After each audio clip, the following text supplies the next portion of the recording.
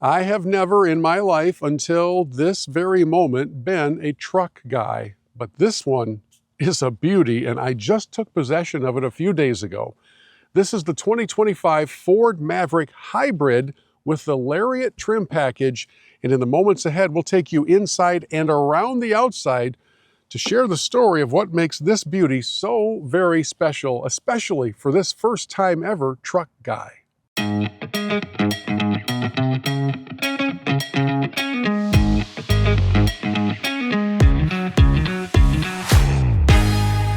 Hi friends, Bill here, and welcome into Bill's Reviews and Tech Tips. And let me tell you right at the very outset, I don't have a promo code for you. They don't really give those things out when it comes to vehicle purchases, and this isn't a gift or a loaner or a demo that Ford has allowed me to drive for a few days. I bought this truck, and it's the first time that I have ever bought a truck. This is the 2025 Ford Maverick with the Lariat trim package, and just as importantly to all of that, it's the hybrid version, which boasts mileage through the combination of using the gas-powered engine and the battery power, somewhere up in that 40 to 45 miles per gallon range, in a very unique combination of fuel and charging the battery internally so that there's nowhere that I have to plug this thing in.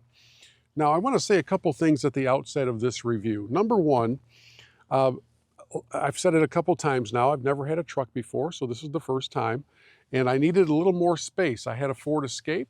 I needed some more space because I haul some things around for my broadcasts and for the productions that we do. And I saw somebody else driving this model just a couple of weeks ago, and as soon as he pulled into the lot where we were, I said, "What is that? Where did you get it? And how much is it?" And within a couple of weeks, I was in possession of my own. I say that because I am a consumer. I have bought this truck, but I am not going to give you one of those 45-minute detailed reviews of every single feature and explain to you how every button works. What I mostly want to do is provide for you an overview of what it's like from the perspective of a first-time truck owner, because this vehicle is packed full of more features and comfort and room than I thought it was even at first glance.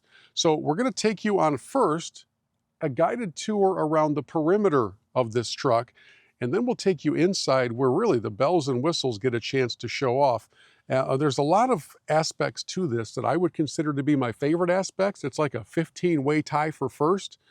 So let's start with some of the basics, all right? We'll go around the front, we'll work our way around the vehicle, and then we'll jump inside.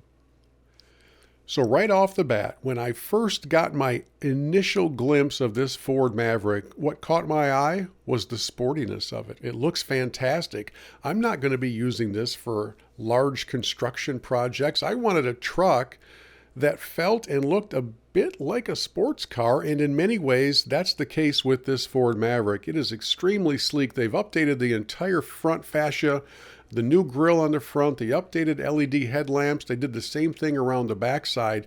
And as you make your way around this truck, it is just attractive on every single level. And then we come around to the backside and look inside this bed where some really cool things are available to us. There's the flex bed, which has built-in slots for DIY customization. There are tie-down points. The spray-in bed liner is really durable. It's really sleek. And depending on how you're planning to use your truck, the power outlets may very well come in handy. The truck bed also has a light that you can activate automatically or with the button. There's some extra storage off to the side as well. And all the way through the back side of this truck, there's adjustability and customization available to you so that you can arrange it and configure it exactly as you need it to be for whatever it is you're going to put back there, whatever you're going to haul or store back there. All right, that was a fairly quick lap around the outside of the Maverick. I just wanted you to get a look at it from every angle to get a better grasp for the beauty of this truck. I do plan to add a hard shell cover to the back because I'll be carrying some fairly valuable equipment back there. We'll post a review of that cover separately. But for now, why don't you come on around, jump in the passenger seat with me, and let's explore the interior of this Maverick with the Lariat package and talk a little bit more about the hybrid aspect of this really cool truck. Okay, so here we are inside the Maverick, and you might assume that since this is a small truck that it might be very cramped. I haven't found that to be the case. I'm 6'5", there's plenty of headroom for me. I have my seat set in a normal driving position. My legs are not cramped in the least. I will say you probably don't want to sit behind me if you're taller than 5'8" or 5'9", because that'll be a little bit of a tight fit. We'll take a look back there in just a second. Passenger seat for a more normal sized human can slide up quite a bit and makes the room behind that seat a whole lot more tolerable. In fact, let me take you outside here. We'll go take a look in the back seat. Yeah, so we run you around the back seat, and as you can tell, behind my seat, you're not going to want to sit there. You'll feel like you're in the middle row of a Spirit Airlines flight. But on the other side, there's plenty of room. There is the pull-down armrest with cup holders built in, and then there's also a unique situation over here. We've got the dual power supplies for your USB ports. We've got another power supply there, but you see this slot right here? Believe it or not, Ford makes available for free the patterns for printing out 3D cup holders. So if you're into that kind of thing, you can actually make your own cup holders for the back or use those that are in the armrest. By the way, when you look at this back seat, it doesn't look like there's anything other than a seat here, but if you pull it up, underneath, we've got a lot of extra storage space on both sides so that you can keep valuable things underneath the seat instead of having them out in plain view if it's something you also don't want to have in the bed of your truck. So lots of ample storage space underneath the seat. It's a really cool bonus feature.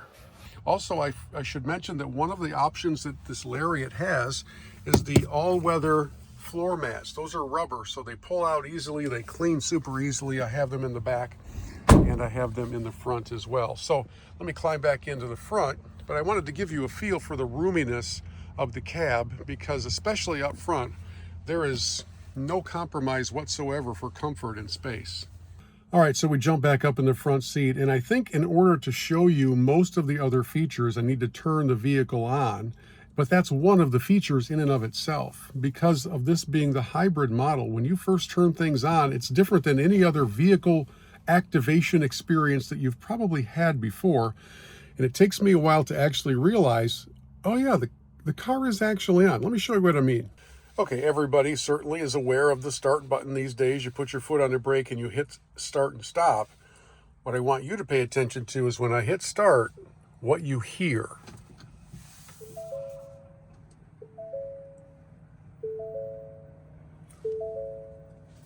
You heard the chimes because I don't have a seatbelt on. Otherwise, you didn't hear an engine cranking up.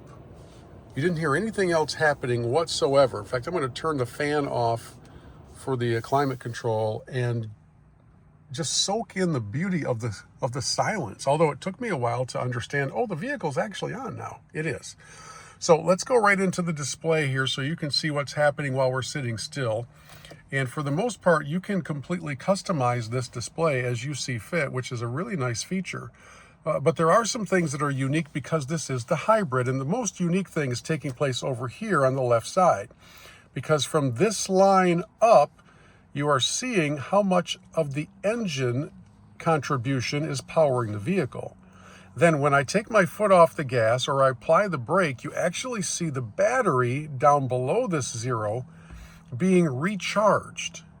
We'll drive around here in a couple minutes and I'll show you exactly what that looks like, but you don't kick into fuel usage until a certain drain or demand is made of the engine. Otherwise, everything generally under 25 or 30 miles per hour is happening on the battery. But the magic of the Maverick is that the engine charges the battery. There's nothing for you to go plug into. So you're not going to be scrambling around trying to find a charging station or wondering what it might do to your home electrical bill, because in this hybrid model, which is really cutting edge, the engine is charging the internal battery. There's no other need to do it in another way. In fact, there's not even another capability for doing it in another way. It's quite remarkable. It does make some things a little bit confusing to me when it comes to the gauge that tells you your mileage until you're empty, because that fluctuates tremendously depending on how much battery usage versus engine usage that you encounter on your travels. So if I'm on the highway and I'm going 78 miles per hour, it's going to use more gas than if I'm in the city and I'm going 30 miles per hour, right? So some of these things will be a trial and error experiment. But in talking with some other Maverick owners, I've been told they've been getting up to 45 miles to the gallon because they're really not using very many gallons. So let's go for a short drive so I can show you the smoothness of this Maverick as it switches over from battery to the engine as we accelerate. So right now I'm going 31 miles per hour and we're still on the battery. But as we watch the gauge over on the left side, it will switch over to the engine as we get going faster, and as more load is called upon, it switches over to the engine. But the beauty to me is that as we're driving together, you didn't feel or sense any shift or any jerking to the vehicle or any noise. It wasn't any noticeable difference.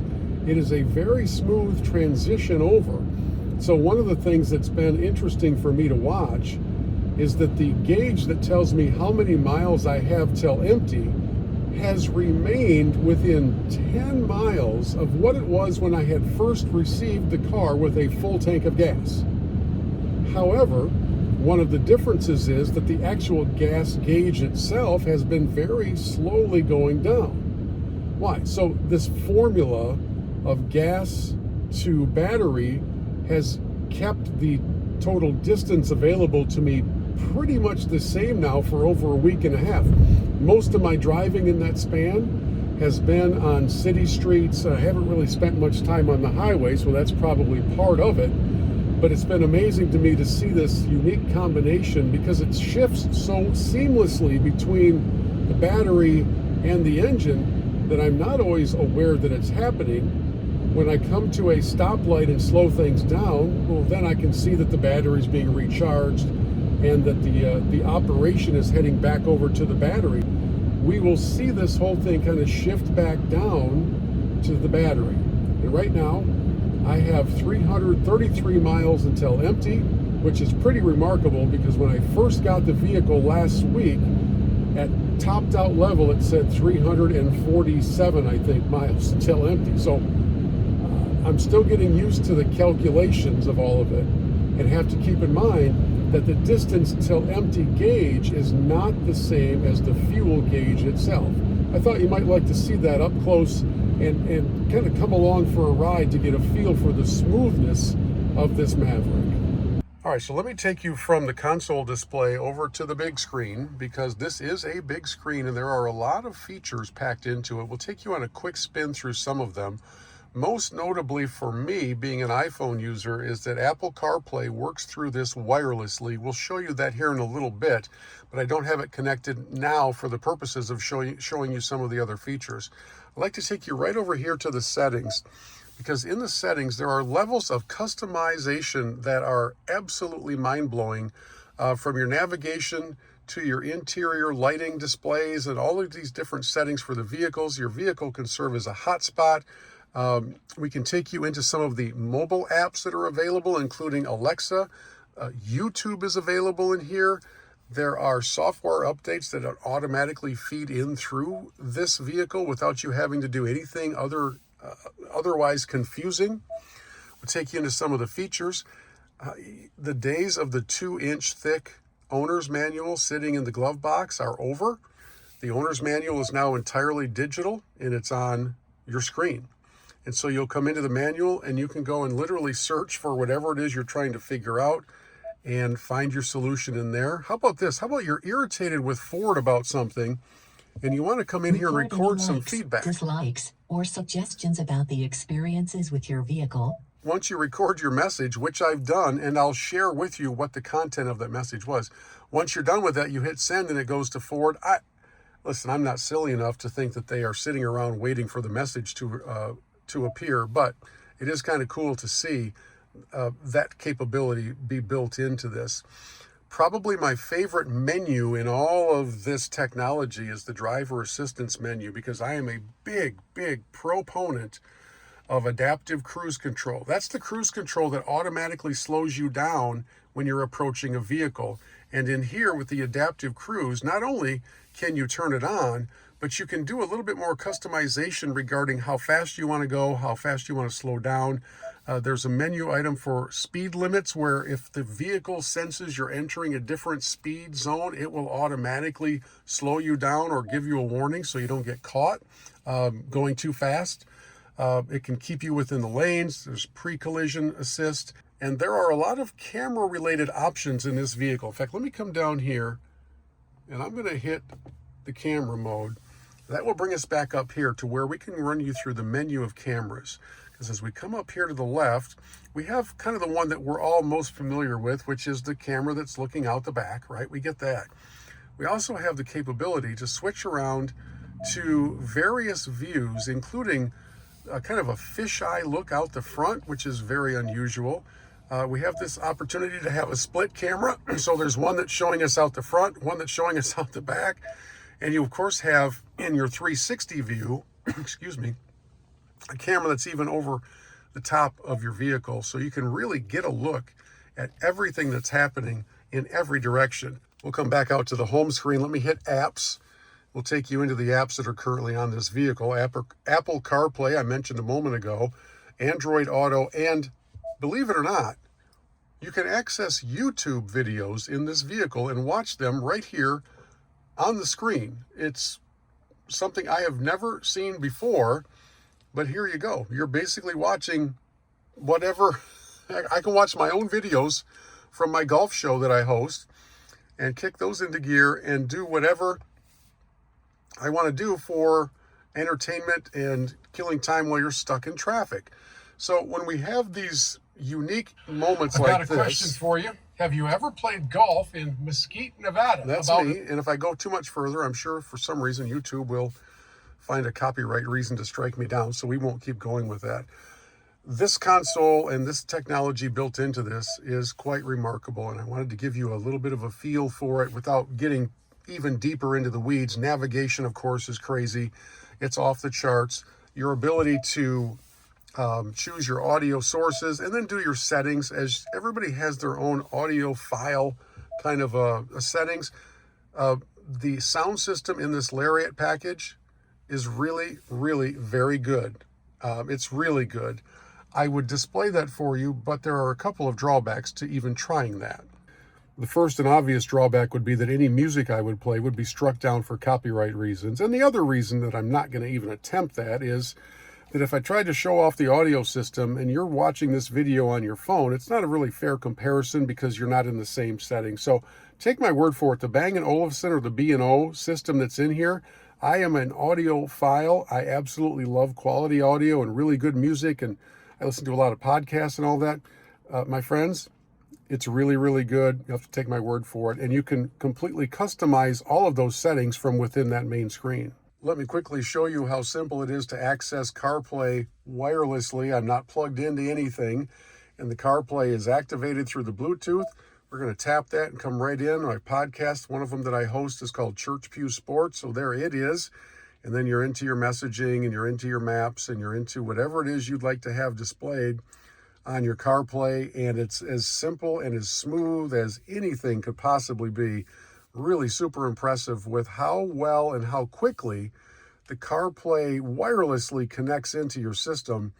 And you can then customize the screen to be the size that you want it to be. By the way, this Maverick has a 4K towing package on it, and if you struggle with connecting to a trailer or knowing how to back the trailer up and all of that, that's where this control comes in handy, because it will basically do the work for you. I am not handy with trailers, especially trying to back them up, so that's a really cool concept and awesome technology. All right, let me show you a couple more features up here in the main console, because there are a lot more features than meet the eye. Let's start up top here. Of course, you've got your power connectors, so you've got a USB-C and a traditional USB port. This is that button that triggers the back window in the cab so that you don't have to reach back there to slide that open if you want it open. This is a wireless charging bed for your phone. All you do is literally lay your phone down there and it begins charging. So it's really cut down on the need for the cables being strung all over your vehicle. Kind of a storage port here. This space can hold, I don't know, your cards, your phone, whatever you want here. It's just kind of an extra space. Cup holders, more storage here. I was asking the sales guy, what is this all about?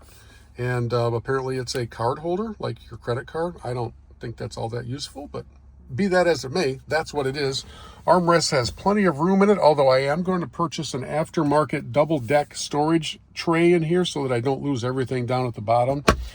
Some of the basic controls here. If you've never used this function before, this is the hold in place button, so that when you're in a drive-through or if you're stuck in traffic and you don't feel like just resting with your foot on the brake, you hit this button. It holds the vehicle in place until you move it. It's kind of cool. This is that camera button, and this of course will handle your audio adjustments, tracks, as will everything on this side of the steering column with the forward and the back. And this triggers your forward sync, which is kind of like Siri. And then over here, some of the other settings for cruise control, volume, mute, and this sets your adaptive cruise distance from the vehicle ahead of you. This is the lane keeper. If you choose to have the assistance of the steering wheel vibrating when you're heading out of a lane, then you would turn this on, and it does a really good job of tracking where you are and making sure that you don't wander off, or if you're falling asleep, it'll grab your attention. Got one more quick feature to show you before we set the vehicle into motion, and that is that back window. You've got a button right up here in the main console that handles that for you, so there's no more diving through the back seat in an attempt to open and close the window that's in the back of your truck. You just hit the button and it takes care of it. Okay, I mentioned a bit earlier that I would share with you my frustrations with some of the things missing in this vehicle that I voiced to Ford, where you can send in your thoughts. So I did this, and I want to share them with you. The vehicle I had before this was a Ford Escape, the Titanium Edition, which is fully decked out with every option known to mankind. So when I got the Lariat edition of this Maverick Hybrid, I was told it's fully decked out with everything known to mankind. But there are two really strange omissions from Ford that make no sense to me whatsoever. Many of you have had in your vehicles the seat memory system, so that if there are different drivers of a vehicle, each one can have their seat positioning and their mirror positioning memorized. And then when you get back in the car, you just hit the button and the seat goes back to where it was, instead of you having to manually adjust everything. Not even offered in the Maverick. Not an option whatsoever. Ford does not offer it.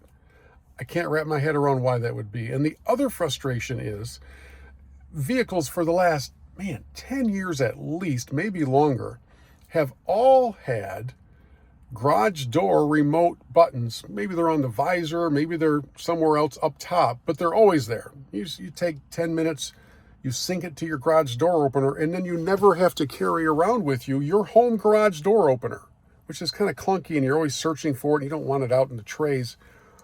Not an option, not available from Ford on this vehicle.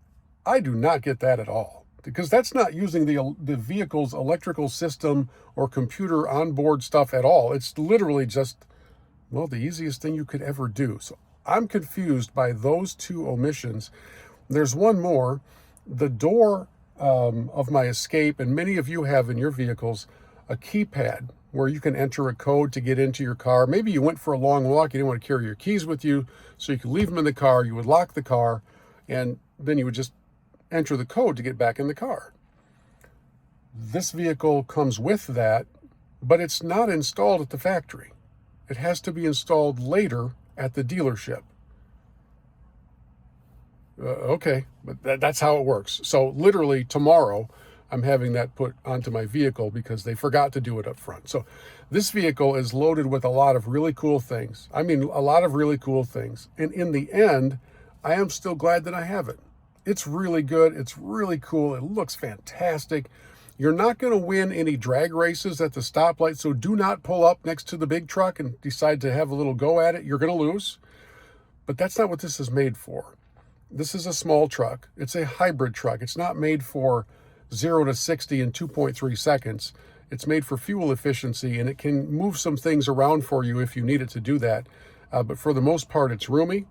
It's pretty well thought out from a technology standpoint. The overall value and price of this 2025 Maverick Hybrid Lariat surprised me at how affordable it was. I'm not going to give you a price here because by the time you watch this video, that number will probably change dramatically. And there you have it, my friends, the 2025 Ford Maverick Hybrid with the Lariat package. I have fallen quickly in love with this beauty as my first ever truck. Now, I know this. You will have no problem finding other reviews of the Maverick that have all of the specs covered and show you every single menu option and explain in great detail the hybrid aspects of it all. I'm not going to get into the weeds like that right now, and I also don't have anything to sell you. I don't have an affiliate link. I don't have a promo code. I would just say this, that if you found this review helpful in any way, we'd love it if you would subscribe to our Bill's Reviews and Tech Tips channel and let us know what other questions you might have about our experience with this Ford Maverick. As we're just a few days into our ownership, I'm sure there'll be things popping up that capture my attention that I'm learning along the way. Thanks for watching. Send your questions in the comments below, and please give us a follow. Thanks much.